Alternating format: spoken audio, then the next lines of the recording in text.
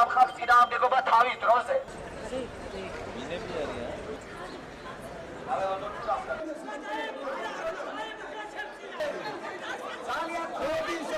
ჩამოვიდა გარდა მეორე მას მიბაძოთ ამის გამოცდილება. მაშინ მე რაზე გამომიწია წარბაში საცხოვრებლად. ისეთი ოჯახები ვისაც მე იმიტომ მოვედი რომ ეს სახელმწიფოს არ შეუძლია რომ მე მაცხოვროს ჩემი შრომით.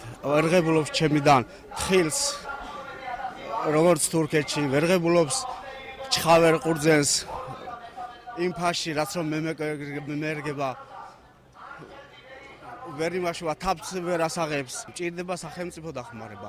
შამამოწმოს თუ მეკუთვნის მომცეს თუ არა და ბოდიშ მოვხდი ხელებს ავწევ და წავა. მთელი ეს დღეები ჩვენ ვერ მივაღწიეთ იმას რომ გადმოეცათ სია ვინ არის რეალურად ამ ტერიტორიებზე გაჭირვებული და ვინ არ არის. აი ამის პასუხი ვერ მივიღეთ.